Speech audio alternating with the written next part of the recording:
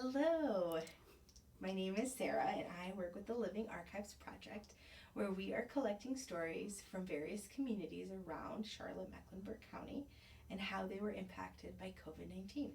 Today is December 1st, 2022, and this week there have been 93 reported cases of COVID 19 in the Charlotte Mecklenburg County area, which actually shows a decrease of 27% over the last 2 weeks.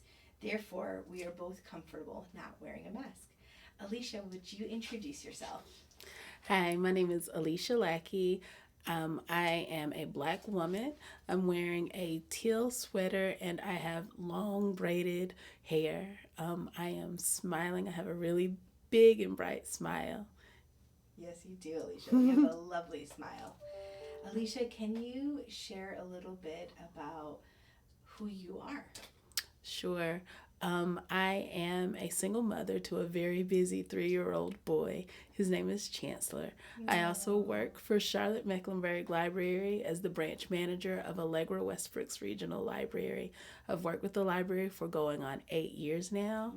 Amazing. And librarianship it's a wonderful profession. I really enjoy it. I am very family oriented. I help to take care of my aging mother. And before becoming a mother myself, I helped my sister to raise my niece, who is now 21 years old. Wow. That's amazing. I can definitely tell you are family oriented.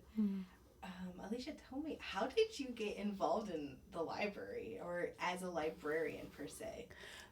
Well, I used to work at UNC Charlotte. Okay. I worked at UNC Charlotte in the Department of Languages and Culture Studies as the computer lab manager.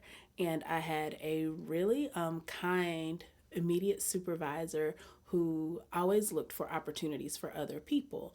And she thought that I had this great capacity to like learn and help others with their learning endeavors. And so she always said, "You should be a librarian." And I didn't think that it was really the right career for me, but she was persistent. She even helped me to find a scholarship opportunity that allowed me to pursue my master's degree essentially for free. So I was able to go to UNCG and earn my master's in library and information studies over the course of 2 years. And then ultimately, I ended up here in Charlotte Mecklenburg Library. That's awesome. Are you from Charlotte? I'm from Statesville, which Okay. is, just about 40 miles north of Charlotte. I've never lived more than 45 minutes away from home. Wow. That basically makes you a native though. I Uh, mean, I you're so guess. close. I guess. Statesville is a lot different Is from it? Charlotte. Tell me, Absolutely. what are some of the differences? I haven't been to Statesville. Well, Statesville is it's very small, Okay. very small. If you think of it in terms of how many Walmarts there are in Charlotte, we only have one in Statesville, and there's only Okay. one Chick-fil-A. So, Okay. if a town can be supported by one Walmart and one Chick-fil-A, it's got to be pretty Yeah. small. Yeah. There's actually only one high school that is inside of the city limits. No The rest of way. the other three high schools are in the county. Okay. So that could give you an idea of just how small it Yeah, is. Yeah. definitely a small town though. That's so cool. Maybe one day I'll have to visit. Okay. Who knows? I like small towns. Sometimes they have this just feeling about them, the small town life. But who knows? I will show you around if you Oh, come. thanks, Alicia. It won't take long. Not very long. So you have a 3-year-old, Yes. Chancellor. Yes. Tell me about Chancellor. Whew, how much time do we have? He's amazing. He's really, really smart. He loves to talk and sing, and right now he's taking an interest in math, numbers. Look at Patterns that. are a really big deal to him, and he's trying to figure out addition. So that's really cool. He also thinks he's an official member of the Paw Patrol. So he goes on missions and adventures every single Oh my day. gosh, Um, what a sweetheart. I just see lots and lots of VR visits in our Yeah. future because he Oh likes to like no. jump off the furniture and all the things. But he is amazing. He's my little broke best friend.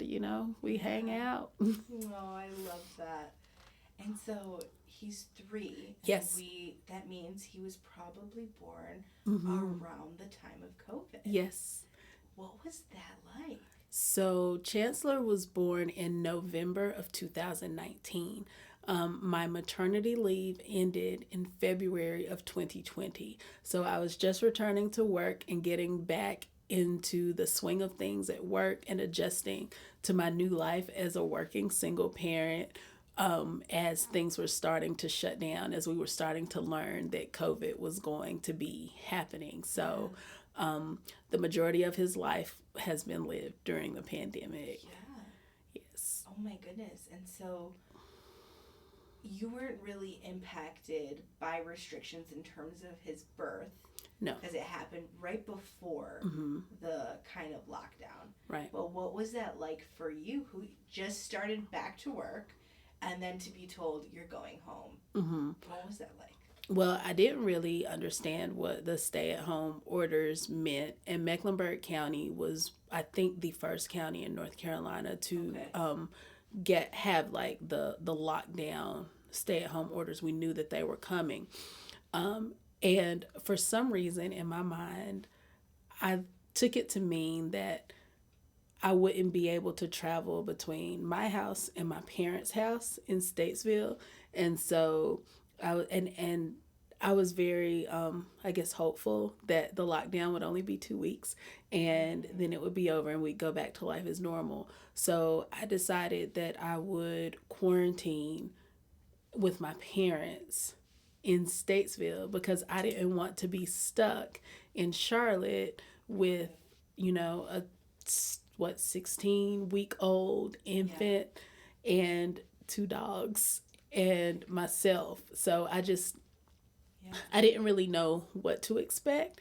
And so I just knew that I didn't want to be alone. So that was the decision that I made, was to quarantine with my parents and my sister and my niece. Her college shut down, so she ended up coming home as well for the duration of that time.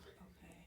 Wow. Yeah. So you were all together. Yes. In Statesville. And tell me a little bit about that. So my dad was ill at the time.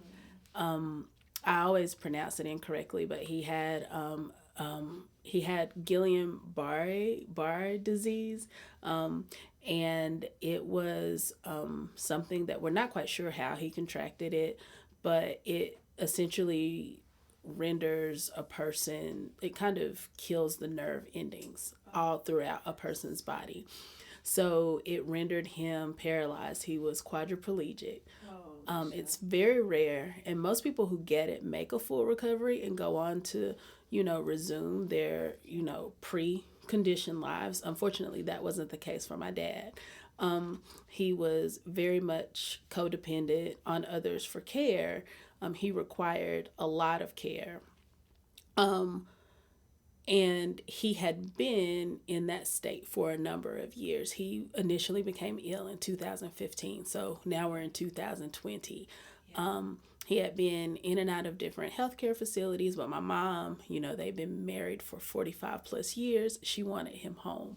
So she was caring for him in the home, along with nursing professionals. So it was a lot. There were essentially 5 adults, because my niece is, 18, so she's an adult. 5 adults, an infant, 2 pit bulls, nurses, and you name it. It was just, it was a lot going on. There had been a lot happening too. Just over the course of those months, we saw things like Ahmaud Arbery and George Floyd, and just all of those different things had been happening in the news because I spent my maternity leave at my parents' house. And so I'd spent a lot of time with my dad. He had been really excited to meet my son, but there had just been so much bad news. I'm a big fan of Hallmark movies, so I tried to watch Hallmark movies whenever we could just to get a break. But I think that the onset of COVID-19 really took a toll on my dad and took a toll on his mental health, because he was already in poor health, and then all of these negative things just kept happening. So shortly after the pandemic started, he did pass away. He had a heart attack. One of the things that had been really concerning for my mom was, no one can get sick, because if we brought COVID to my dad, the likelihood that he would survive it, it was just unlikely. He had been on a ventilator before, but at the time of his passing, he was no longer vent dependent. Like, he had a lot of health complications. So, the onset of the pandemic and the shutdown did buy our family some uninterrupted family time. Of course, we didn't know, that it was going to be the time of his passing, but it put, the now 6 of us, or 8 of us when you count the dogs, under one roof together, and we were able to spend, the bulk of his last days with him. Unfortunately, because of the stay-at-home orders and the shutdown, he did pass away alone in the hospital, without the benefit of my mom being by his side. Our family, Sorry, Alesha. it's okay. Our family, we were very persistent with the local hospital in being able to have a visit to say final goodbyes, because, he had coded a few times, and so my mom had to make the decision as to whether or not, she would sign a DNR on his behalf. And like I said, they had been married for over 45 years. I think it was 48. It would have been 48 years when he passed. And so, she was adamant, I'm not making this decision without talking to my husband. Yeah. I need to be allowed to see him. And we thought that because of the exceptions that they were making, for end of life, or if someone is incapacitated or so forth in the hospital, that she should have the right to be with him. And they just wouldn't allow it. But, we petitioned hospital admin and just the doctors and charge nurses and everyone, and eventually, they heard us and allowed us, allowed my mom to visit. And then, little by little, we were able to, get myself in and my sister in and my niece in. So my son, he was with his paternal grandparents. And we were all able to gather around the bed and talk to him. We FaceTimed my grandmother, my dad's mother, and his siblings, so that he would have an opportunity to see them and they could say their goodbyes. He has a cousin with whom he was raised who is more like a brother. We were able to, call him on speakerphone. He was battling, I think, stomach cancer at the time, and he had just had surgery, and they had gotten all of the cancer, so he got to tell my dad that he was cancer free. We called my son's paternal grandparents on FaceTime so that he could see the baby. And they told us, this is just going to be a short visit. When it's time to go, it's time to go. And it's very likely that, the next time you visit, he'll be deceased. And so that was April 4th of 2020. April 5th of 2020 was my dad's 67th birthday. So we called the hospital and we had nurses put us on speakerphone, and we just, talked to him, and the plan was for him to be moved to hospice. And we talked to him over the phone. He couldn't speak back to us, but they told us, he was looking around and he could hear us. And at about 1:16 on April 6th, 2020, the day that he was to be transferred or transported to hospice, he passed away in the morning, in the early morning hours. So my mom and I were able to go over and kind of, sit with him, and she was able to have her last moments. And it really made me mad, if I'm honest, because I get the protocols, I get the procedures, but I don't understand what the difference was between us visiting him with him while he was still alive than sitting with his body. Like, we were still in the same space, you know. It, and I know there's a reason. I don't know that I will ever understand that reason or that I'll ever agree with that reason. But like, my parents got married when my mom was 17, and my dad he was already 19 because he had had his birthday. My mom was 17. She turned 18 2 days later, and they got married. And they had essentially lived their whole lives together. They grew up in the same neighborhood. Like, they had raised a family, and she was denied the opportunity to be with him when he passed away. Like, it seems unfair.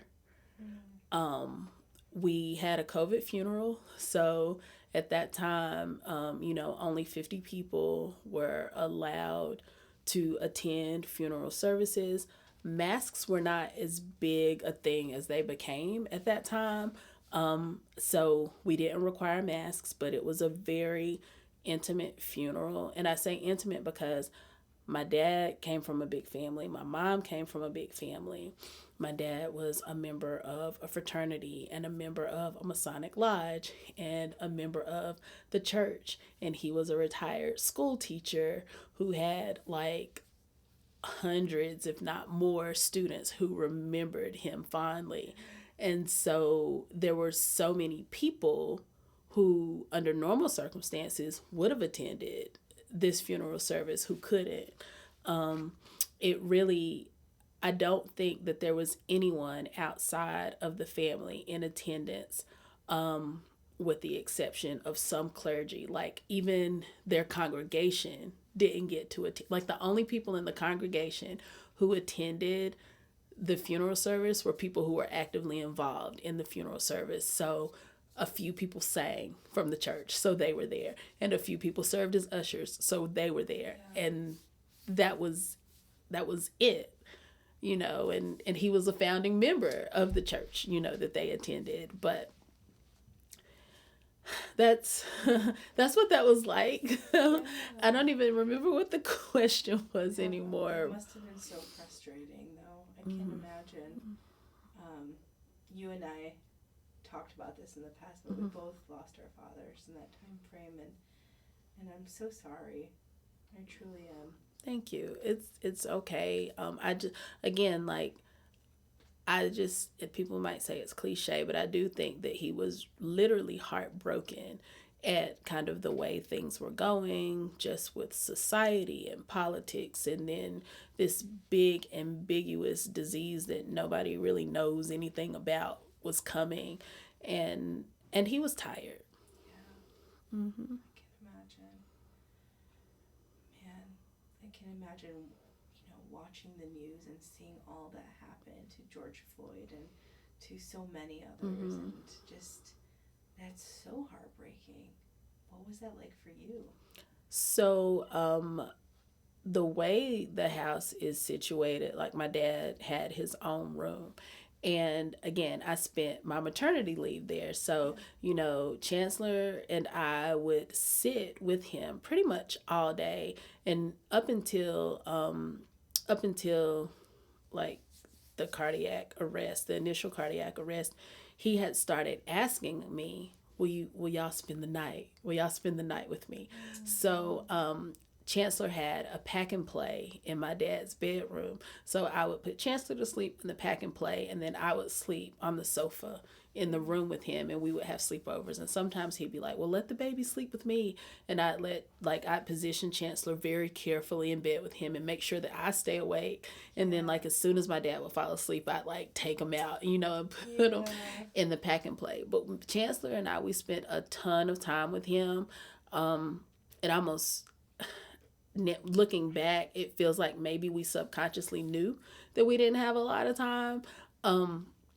But we watched the George Floyd cases, or the George Floyd incident, unfold, and we saw, like, the Ahmaud Arbery incident unfold. And for me, it was difficult because I was, for the first time, the mother of a black son.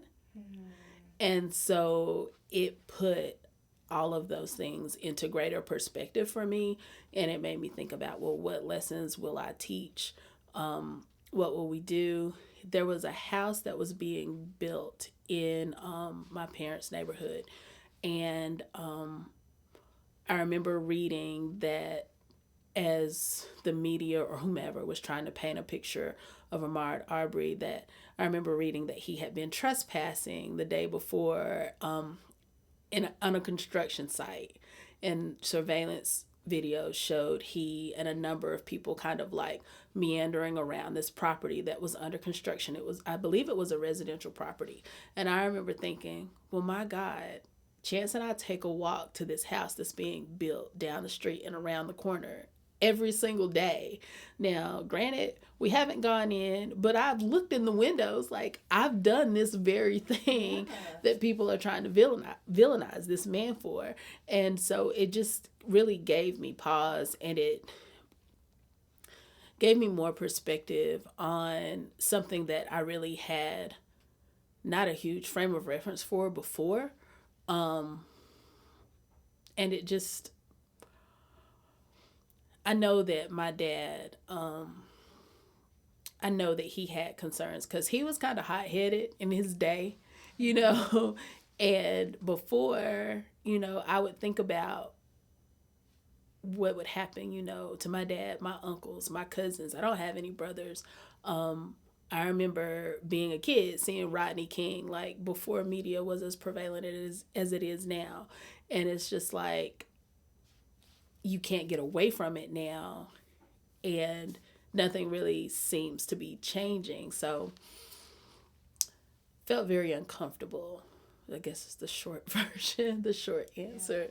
Very, very uncomfortable. And it's something that I try not to think about now because he's so small, but you know, he's going to get big. And even now, he's tall for his age. Like, he's over 3.5 feet tall, and he just turned 3. And, you know, he wears a size 5T, which is like the size of a small kindergartner, you know? And I just feel like when people look at him, they might not see a baby, you know, they might not see a preteen. Mm-hmm. or whomever, but we will figure it out. Yeah. And if I'm hopeful or naive, you know, I can think that maybe things will get better for him, but we will figure it out. Mm. Or try to. Yeah. Well, I sit with you in hope. Thank you. Thank you.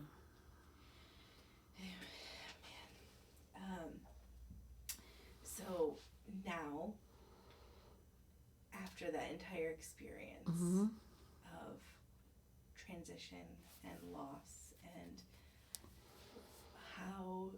how is Chancellor doing, and does he go to preschool? How is he doing? How is he adjusting? He goes to preschool. He goes to daycare, excuse me. He goes to a small in-home daycare here in Charlotte. I think he is the big man on campus. He is very social. Daycare is his favorite place in the world. He gets excited to go there. He's getting out of the separation anxiety phase in that I can drop him off more places now. But there was a time where preschool was or daycare was the only place that I could drop him off. And, you know, he'd be so excited. And, you know, he wouldn't even want me to walk him to the door. He was just like, no. Bye. See you later. And, you know, I'd have to stand on the sidewalk while he walked up the stairs and took himself to the front door. But he, independent, huh? Yes, very independent. You know, I worked for the library for a very long time. He didn't get to go to story time because there was no story time. Yeah. And like, what librarian doesn't want their kid to go to story time, you know? His first birthday party was very COVID friendly.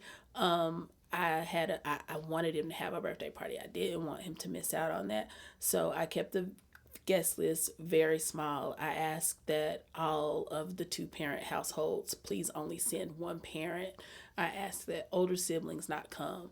I asked that all adults wear masks, and the kids had Happy Meals that they could. The idea was that they would take them with them, after the party was over and eat at home. So, I think he's adjusting. He doesn't know any differently. One of the things that I always thought was funny was people would be like, or people would say, these kids probably wonder why we're all walking around in these masks, and I'm like, these kids don't know any different. Yeah. That's that's what they were raised in. They don't. We know the difference, but they don't. Man, has he been able to attend a story time since then? Oh yes. Yay. Oh yes, absolutely. We get out more now. I was very reluctant to be social for a very long time. But we get out now. We spend time with family now.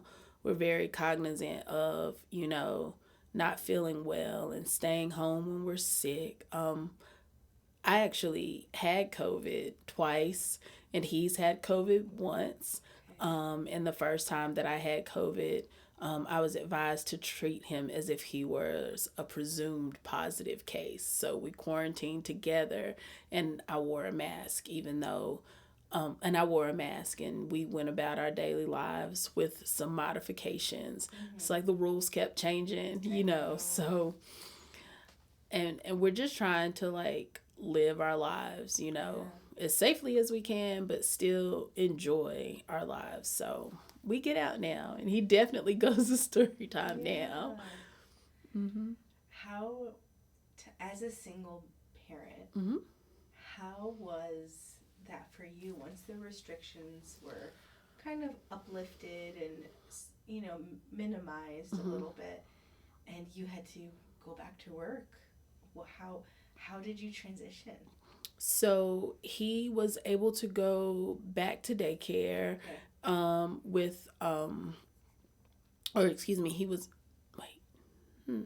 no, he wasn't in daycare then. He had a babysitter. Okay. So he was able to go back to his babysitter, and, I masked at the babysitters, and, our visits were brief. It was drop off, pick up, hand the child through the door. If ever I felt like he was sick or the slightest sniffle, I would keep him home. I wouldn't send him, to the babysitter, because she also had a small child at the time. And then, we went a whole year with a babysitter. The plan had always been that when he was 12 months old, he would go into daycare. So he started daycare when there were still some restrictions. Okay. And so for a very long time, I wasn't even allowed inside of daycare. Wow. And there's still very limited parent traffic into daycare. Yeah. It's you come in if you have to. So it would be drop off at the front door, hands sanitized, and temperature checks, and then same thing, pick up at the front door. I never crossed the threshold, because that was a requirement, and parents had to be masked. And once the children, I think, were 2 years old, the children had to start wearing masks. But then when things tapered off, there were no more masks. And then, so there was a time where he was wearing a mask for a little bit at school. And I tried to find the cute ones that maybe he would want to wear. And sometimes he did, and sometimes he didn't. So it's just been one of those things. And we even had just one daycare closing due to COVID. Well, actually there were two. There was one in the beginning and then one later. But fortunately, I've got friends who are parents whose kids' classrooms were having to quarantine, every few months, those kids were out of school. But I didn't have that issue, and I'm thankful that I didn't. When I had COVID, the rules surrounding working from home had been modified because of COVID, so I was able to continue working, and that was very helpful. I was able to kind of have a little bit of a break or an escape from COVID because I could catch up on email or work on projects and things like that. I do have asthma and some other underlying health conditions. So I was always very anxious, like, I'm okay now, but is this going to get worse? Yeah. Fortunately for me, it never got to be super serious. I never had to be hospitalized or anything like that. And Chancellor, had it not been for the test, you wouldn't even know that he was COVID positive. He was just his regular, normal self. Oh, wow. That's incredible, especially with asthma and other things. Sometimes it can be really scary, especially with how the news was sharing about other people's experiences. Right. And so, right. But it's so interesting how everybody's different. Everybody's different. Yeah, I had a cousin to be hospitalized over Thanksgiving of last year with a severe case of COVID. My cousin ended up making a full recovery, but it was very, very scary. Yeah, I can't imagine. Wow. So now, as Chancellor's in daycare. I keep saying preschool, but daycare. I just want to keep him a baby. It's daycare. I know, for sure. And you are full-time working. And how has that been for you? Working, the last few years? As it relates to COVID? Yeah, as it relates to COVID and you, and I know you transitioned from a librarian into the branch manager position. And so what was that transition like for you? It has been great. It's been great. So with Chancellor in daycare, it's been challenging because it is a small environment. It's a home daycare. The population is small. And so if one child is sick, they're probably all sick. So his teacher, the daycare owner, has been very very adamant that if the children are sick, keep them home. So Chancellor is prone to ear infections. So even though you can't really catch an ear infection can sometimes present as extra sneezing or runny noses or irritability, or in Chance's case, even coughing. Like, you think, what is going on with this kid? Oh, that's an ear infection. So, there have been times where he's had to be home, because he's had COVID-like symptoms. And that's been challenging. But fortunately, I've been able to use, leave as appropriate to be with him. I have a great support system.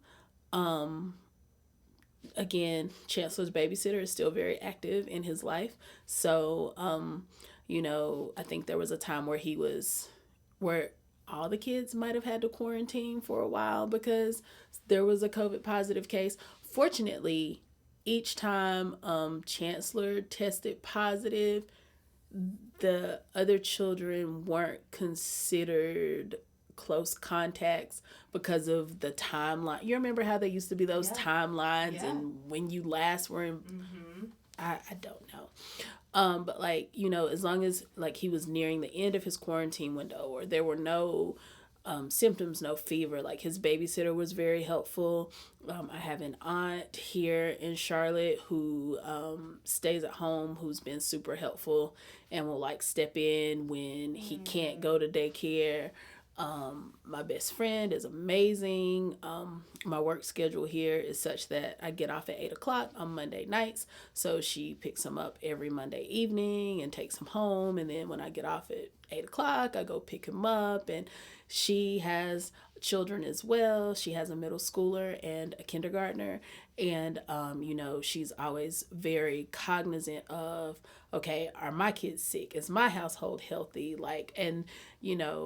They even had a bout with COVID, and it was I was one of the first calls she made. I can't get Chance this week. We've got COVID. And I'm like, no problem. I'm so sorry. Nope, it's all good. We'll figure it out. So I do have a good support system. And it's interesting because, I mean, I guess, are we post COVID?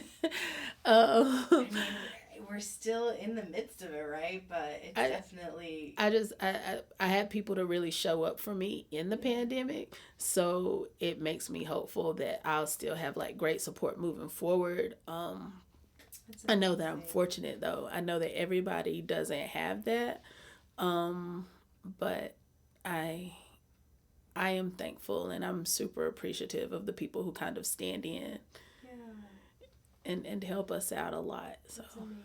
Yeah. That's amazing. Before we started the recorded time, we did this activity together called a hand map. Mm-hmm. Is there anything from your hand map, Alesha, that you wanted to share with us? Sure. So the words that I use to describe myself, I didn't know I'd have to say this out loud. You don't have to. I'm going to say it anyway. I'm going to say it anyway, and I'll tell you why. So the things that I use to describe, the words that I use to describe myself are mother, generous, smart, busy, and considerate. And so the word that I was kind of reluctant to say out loud is smart, because who says I'm smart? But one of the things about COVID, and my mom and my sister and I, we've talked about this a lot at length, and my best friend, is how hard it's been to navigate all of the information, all of the misinformation, all of the guidelines, all of the tips and strategies. How hard that's been to navigate as an intelligent person, as a person with access to resources. So I can only imagine, how difficult it would be for someone. And I'm not saying that, I mean, intelligence, it's different things to different people, but for someone with less access to resources, or maybe someone is a genius but there's a language barrier in the way the information is being disseminated, like how hard was it to navigate with tools? And I mean, it just seems like it would be even harder to navigate without access to certain resources. So I really think about like the elderly, you know.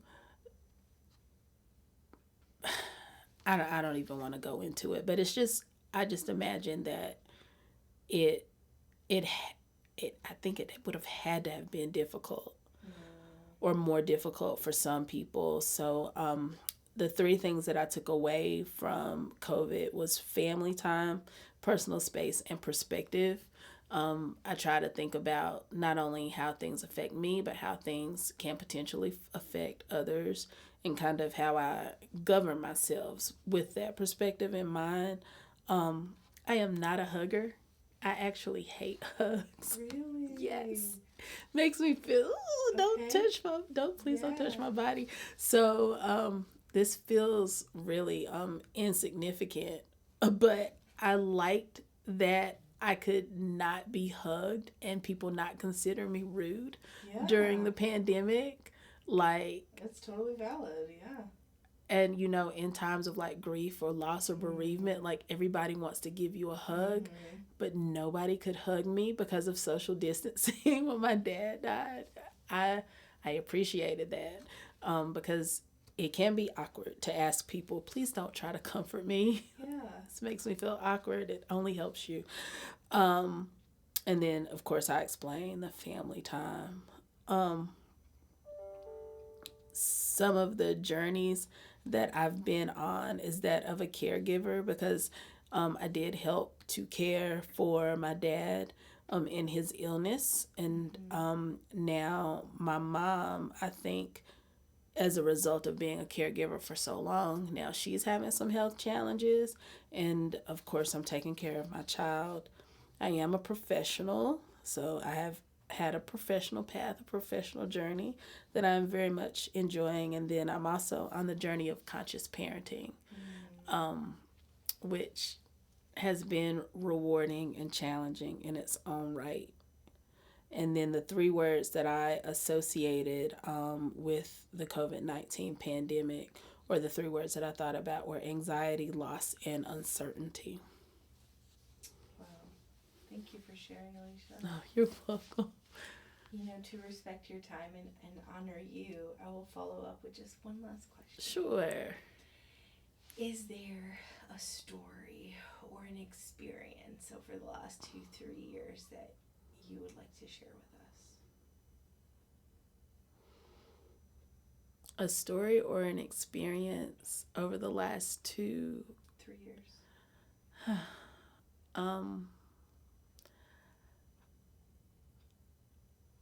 I think I don't really know.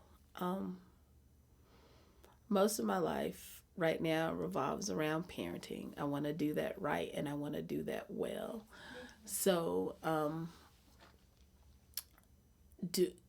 doing that has been marked by COVID-19 because the majority of my parenting, of course, has been in a pandemic. But I've tried to make the best of it. I've tried to give my child opportunities. We took swim lessons and I bought like this mask. It was like a plastic mask off of Amazon, and I like show up to the pool and I'm the only parent like in this mask. And so I wore it like maybe the first 2 lessons, and then in all the subsequent lessons I ditched it because it was uncomfortable and I felt awkward and I looked awkward. So like, but I would stay away from everyone in the pool. But, you know, at least we were there, you know, and we were trying, and he was getting, you know, his socialization with other kids and learning the safety, you know, water safety. So that was something.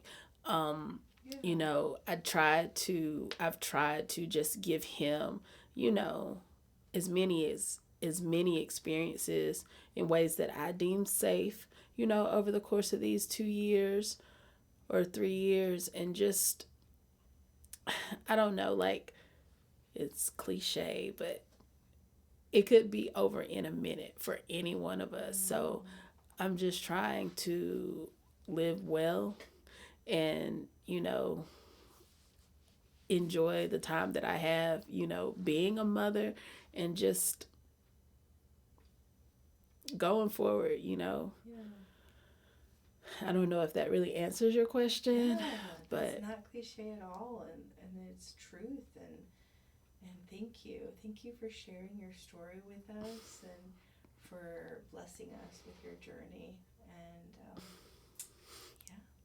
thank you, Sarah, for the opportunity. Thank you.